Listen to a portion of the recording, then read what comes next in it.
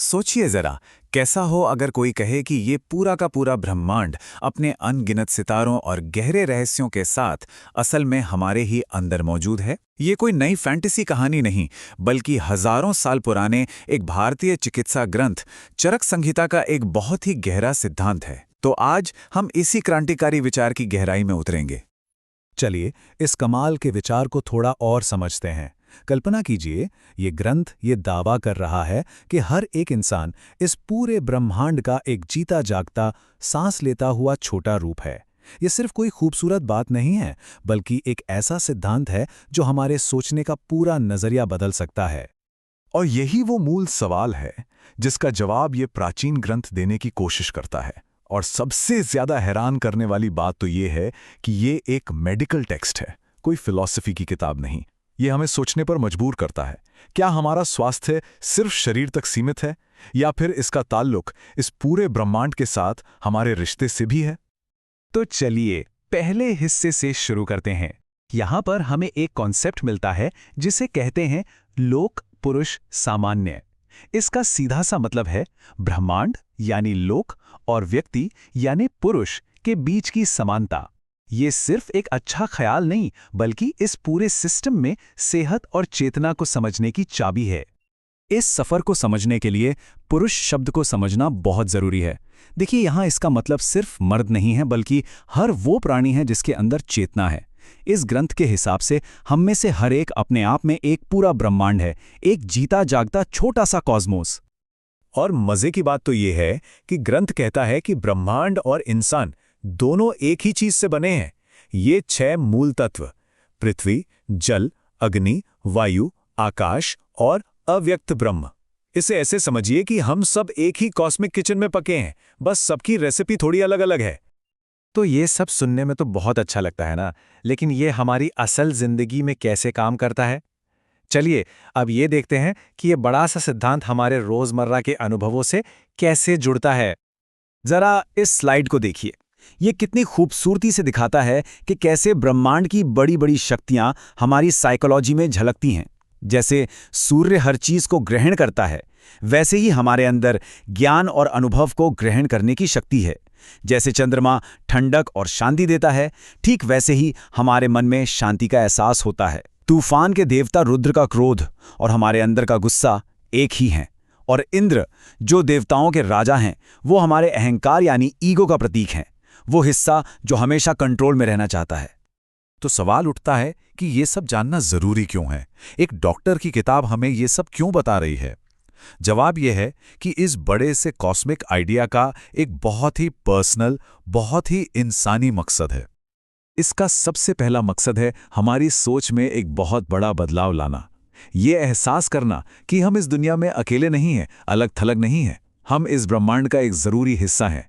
जब कोई पूरी दुनिया को अपने अंदर देख लेता है तो अकेलापन तो खुद ब खुद खत्म हो जाता है। और जब यह समझ पैदा होती है तो सत्या बुद्धि जागती है, यानी सच्ची इंटेलिजेंस। ये एक तरह की सुपर पावर है जो ये एहसास कराती है कि हम ही अपनी कहानी के लेखक हैं। हमारे सुख और दुख के असली कारण हम खुद हैं, बाहर की दुनिया तो बस एक आईना है। और ये समझ हमें एक बुनियादी संघर्ष की तरफ ले जाती है, जीने के 2 रास्तों के बीच एक चुनाव। एक रास्ता है उलझनों का और दूसरा है आजादी का, यानी मुक्ति का। यहाँ पे सीधी सीधी तुलना है। एक रास्ता है प्रवृत्ति का, जो मोह, इच्छा और अहंकार से चलता है और आखिर में दुख की ओर ही ले जाता है।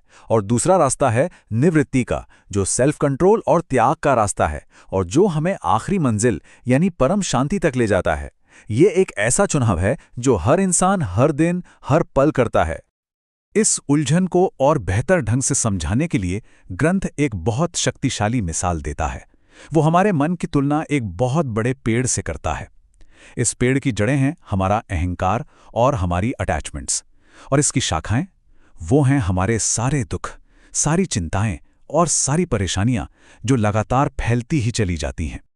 तो अब जब हमने समस्या को यानी इस उलझन को समझ लिया है, तो क्या इसका कोई हल है? जी हाँ, बिल्कुल है। ग्रंथ हमें इस दुख के पेड़ को काटने और आज़ादी पाने का एक प्रैक्टिकल रास्ता दिखाता है। चलिए देखते हैं कि वो रास्ता क्या है। ग्रंथ हमें निवृत्ति यानी मुक्ति तक पहुंचने का एक साफ सुथरा रोड मैप देता है। इसकी शुरुआत होती है एक सच्चे गाइड को खोजने से। फिर आता है सेल्फ कंट्रोल का अभ्यास, अपनी इंद्रियों और मन का मालिक बनना। इसके बाद एक और मुश्किल कदम, हर जीव में खुद को देखना, ये समझना कि हम सब एक दूसरे से जुड़े हैं। फिर आता है अटैचमेंट्स को छोड़ने का कदम, और आखिर में लगातार सच्चे ज्ञान की तलाश करते रहना। अच्छा, तो इस रास्ते पर चलने का इनाम क्या है? जब कोई इस सफर को पूरा कर लेता है तो उससे मिलता क्या है? ग्रंथ इसे समझाने के लिए कुछ बहुत ही खूबसूरत और पावरफुल तस्वीरें पेश करता है। आइए देखते हैं कि वो मन कैसा हो जाता है जब वो आखिरकार अपने सारे बंधनों से आजाद हो जाता है। जरा कल्पना कीजिए एक ऐसा मन जो एक बिल्कुल साफ आईने जैसा है।